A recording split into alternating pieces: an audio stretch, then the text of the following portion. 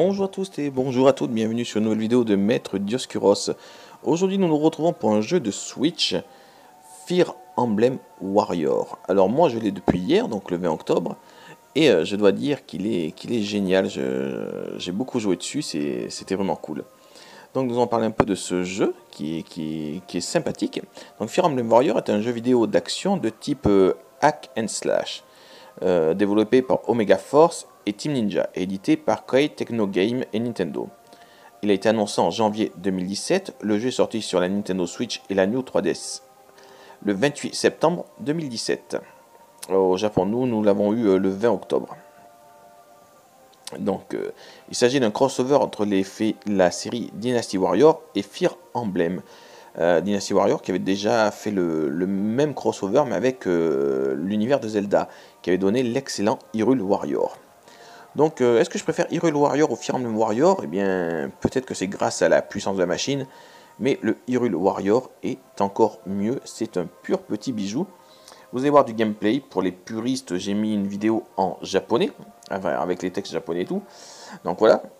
Alors, le jeu reprend le système du Beat Team All de la série Dynasty Warrior et Technokoi, ainsi que l'univers et les personnages de Fire Emblem, qui sont produits d'habitude par Intelligent System. Le jeu se déroule sur un champ de bataille sur lequel s'opposent généralement deux armées. Le joueur contrôle un ou plusieurs personnages au sein d'une armée, avec la possibilité de passer de l'un à l'autre à tout moment. Chaque personnage dispose d'une panoplie de coups faibles ou forts, dont la puissance, la portée et le temps d'exécution dépendent de la combinaison de boutons entrés par le joueur et du personnage utilisé.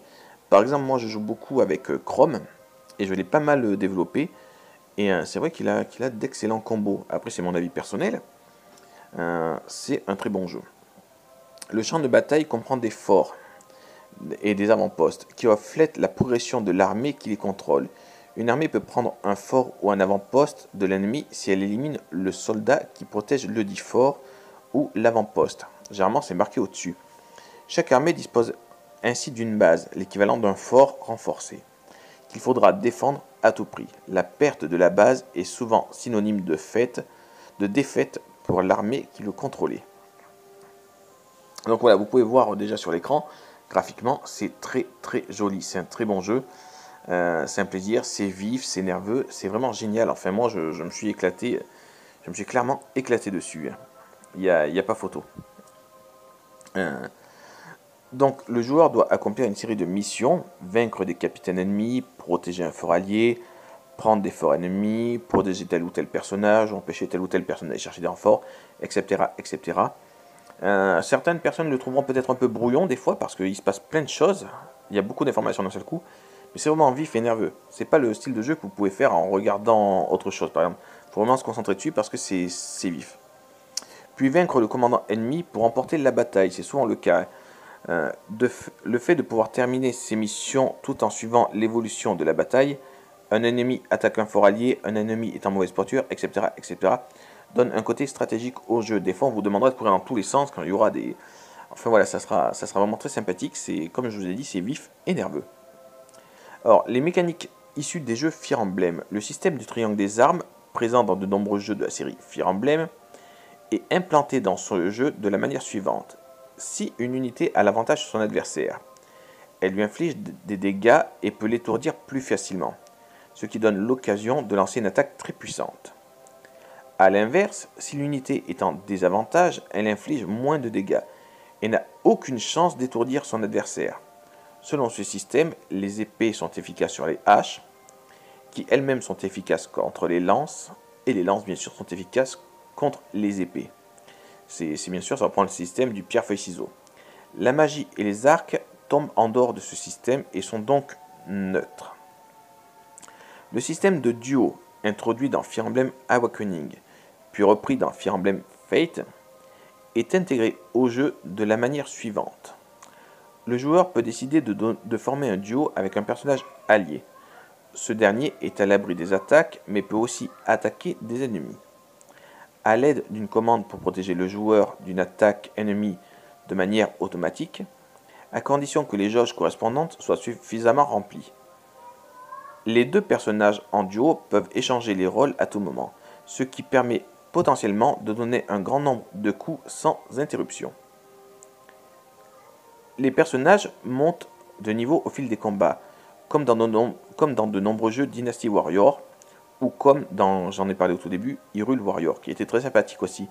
Moi j'ai joué sur Wii U et Nintendo 3DS, et c'est vrai qu'il était très sympathique.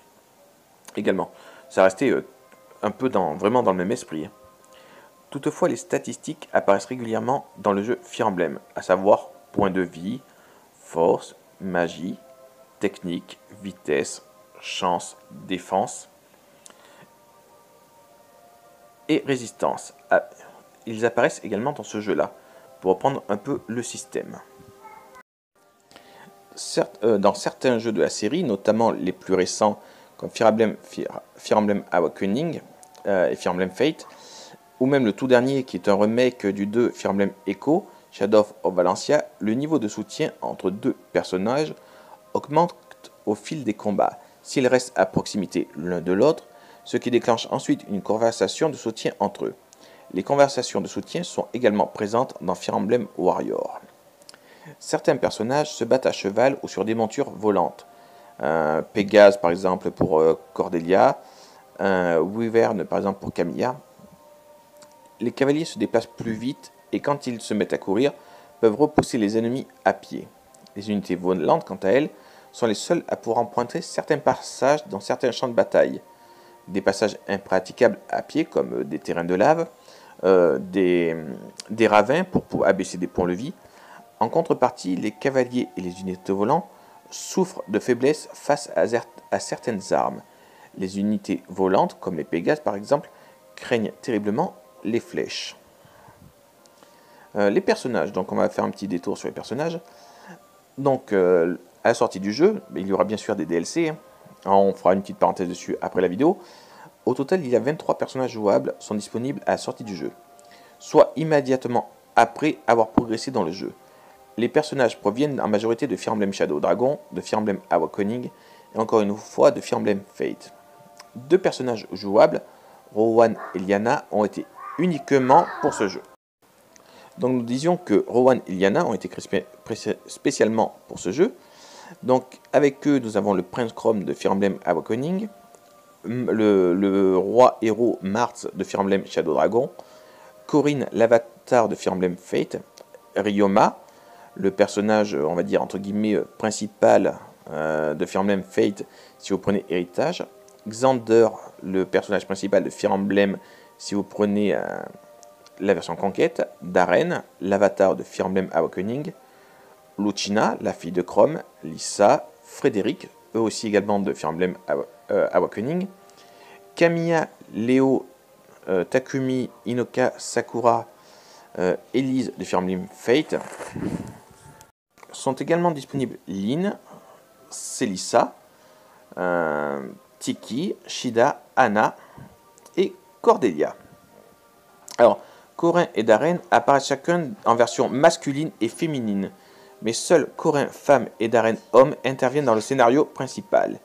Lynn, Cécile, Célissa et Anna n'interviennent pas dans le scénario principal et seront juste débloqués comme ça pour pouvoir les jouer en mode libre. Donc il y a aussi des personnages non jouables. 8 personnages, certains alliés, d'autres ennemis, apparaissent également dans le jeu, mais sans possibilité de l'incarner. Ils proviennent des mêmes jeux que les personnages jouables. Certains d'entre eux deviendront jouables via des packs de contenu additionnel, voir ci-dessous. Donc nous avons Darius, Owen, Niles, Oboro, Nabarl, Valdar, Lago et Garnef qui seront présents dans le jeu mais dont on ne pourra pas jouer. Donc on a dit qu'on ferait une petite parenthèse sur les DLC. Alors, il y aura 3 packs de contenu additionnel. Ils ont été annoncés le 24 septembre 2017. Et voici les détails. Il y aura pour commencer en décembre 2017 le pack Fire Emblem Fate. Alors nous aurons 3 personnages, Azura, Nils et Oboro. Nous aurons 3 cartes du mode chronique, 5 nouveaux costumes, 13 modèles d'armure brisée, nouvelle conversation de soutien. Pour 2018, nous avons déjà le pack Fire Emblem Shadow Dragon, prévu pour février. Il nous permettra de jouer Nabarl, Minerva et Lind. Il y aura 3 cartes de mode chronique, 4 nouveaux costumes, 6 nouvelles armes, 9 modèles d'armure brisée et de nouvelles conversations de soutien. Et ensuite, un mois après, en mars 2018, il y aura le pack Awakening, où seront jouables Owen, Tarja et Olivia, qui rajouteront à nouveau 3 cartes du monde chronique, 3 nouveaux costumes, 7 nouvelles armes, 10 modèles d'armure brisée et également 2 nouvelles conversations. Les packs pourront être achetés séparément à 8,99 € chacun, ou ensemble en une forme de pass saisonnier à 19,99 €, donc 20 € on va dire. C'est beaucoup plus rentable, vous économisez à peu près 4-5 €. Dans ce dernier cas, un costume bonus pour Lichina sera également inclus, donc le pack vaut vraiment le coup. Un pack gratuit contenant les doublages japonais est également disponible pour les versions européennes et américaines du jeu. Par défaut, les doublages anglais sont inclus. Donc voilà, c'est gratuit, vous allez juste sur internet, vous connectez, vous téléchargez, vous avez les voix japonaises pour les puristes. On va finir en parlant des amiibo, parce que les amiibo sont compatibles. 2 figurines ont été révélées à l'E3 2017, il s'agit du Prince Chrome et de Tiki. Ces nouvelles figurines font partie de la série Fire Emblem et sortiront en même temps que le jeu.